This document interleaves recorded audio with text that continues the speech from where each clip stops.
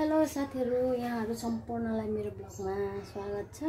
आज पनि सधैँ जस्तै सेम ब्लग सेम डेको साथ म उपस्थित भइसकेको छु। आज चाहिँ आँपको अचार लाउने भनेर यहाँनिर मसलाहरु रेडी बनाउँदै छु साथीहरु।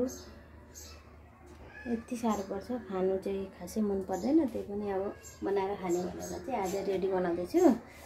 गाइजहरु, म चाहिँ आँपको अचारको लागि यहाँनिर मसलाहरु रेडी बनाउँदैछु। यो चाहिँ तोरी,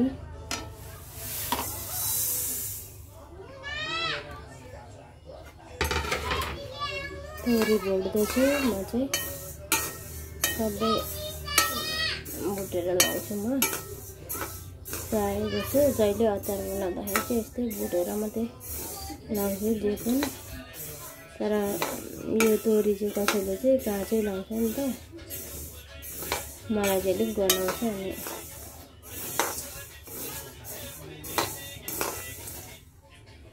मेरो चाहिँ साथीहरु फाइनली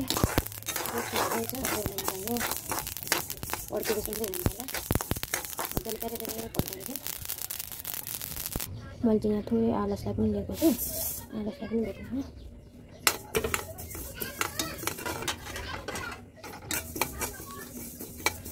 आँप पनि थोरै छ अनि मैले चाहिँ थोरै नै लिएको छु।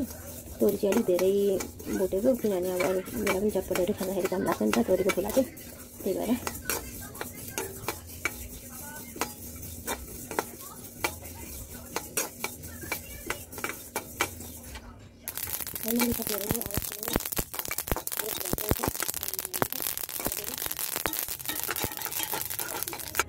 धनिया चाहिँ घरमै अलिकति थियो थोरै, त्यही भए पनि म अचारमा लगाइदिनु पर्यो भनेर यहाँ भुट्दैछु साथीहरु।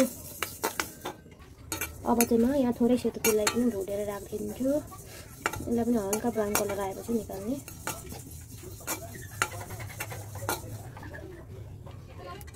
अब चाहिँ म यहाँ निकालिदिन्छु, कलर चेन्ज भइसकेको छ। यसको चाहिँ पुरा धुवा पनि उठिसकेको छ। अब चाहिँ अचारको लागि नहुने खोर्सानीको बढाउनु हो।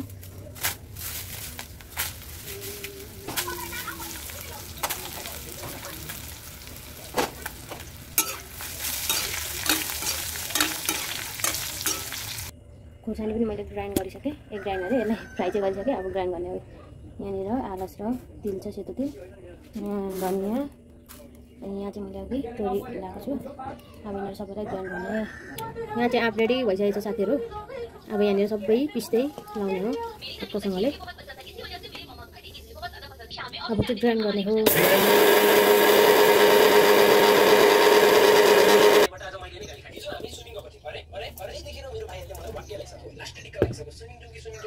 फुला लगाइसकेँ तोरीको। अब चाहिँ मैले यहाँनिर धनियाँ अनि यो आलस तिल ग्राइन्ड गरेको छु। अब यहाँ सबैले लगाइदिन्छु। अब चाहिँ अचारको मेन पार्ट भनेको खोर्सानी हो। खोर्सानी पिरो भएन भने अचार स्वादमा बेस्वादको हुन्छ। सो अब खोर्सानीले ग्राइन्ड गर्ने। खोर्सानी पनि मैले ग्राइन्ड गरिसकेँ। अब मैले लगाइदिन्छु। थोरै मात्रै लगाएँ, मैले चाहिँ खोर्सानी पिरो हुन्छ नि त, त्यही भएर। अब चाहिँ म थोरै बेसार राख्दैछु कलरको लागि। मैले अर्को खोर्सानी लगाएको थिएँ नि त, कश्मिरी मिर्च। अस्ति यो आँपमा चाहिँ मैले पानी र नुन लगाएर भिजाएको थिएँ। अब यो आँपमा चाहिँ त्यतिकै चल्दैछ, अनि हल्का नुन लगाइदिएँ। त्यो पनि थोरै।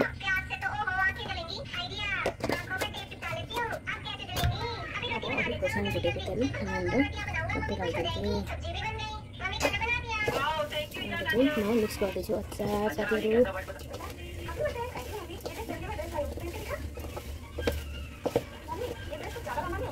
अगाडि राख्दा चाहिँ धेरै तेल चाहिँदैन साथीहरु यो आँप अचार। पछि चाहिँ अब यसलाई बट्टामा लगाइसकेर पछि चाहिँ अनि ढुँडी पलाउनु हुन्छ नि त कति दिन भएपछि चाहिँ, अनि माथिबाट हल्का तेल तताएर लगाइदिँदा पनि हुन्छ, काँचै त्यतिकै लगाइदिँदा पनि हुन्छ।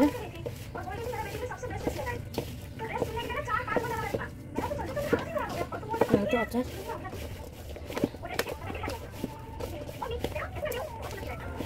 अब चाहिँ मैले मस्त मला चटपट एनादानाको उयसमा भरेर राख्छु अचार। अचार चाहिँ बट्टामा भरिसकेँ साथीहरु, तर आधी मात्रै भयो। अब यसमा अलिक पछाडि तेल सट्टै लगाइदिन्छु अनि दामी हुन्छ अचार। आज चाहिँ यति नै, अर्को भिडियोमा भेटौँला साथीहरु। बन्दै तपाईहरुले भिडियो हेरेर साथ सपोर्ट गरिदिनुहुन्छ भन्ने आशाको साथ आजको लागि छुट्टिन चाहन्छु। Bye bye, thanks for watching. अनि भिडियो हेरेर सब्स्क्राइब गरिदिनु होला। अनि तपाईहरुको राय सल्लाहहरू चाहिँ कमेन्टमा लेखिदिनु होला प्लिज।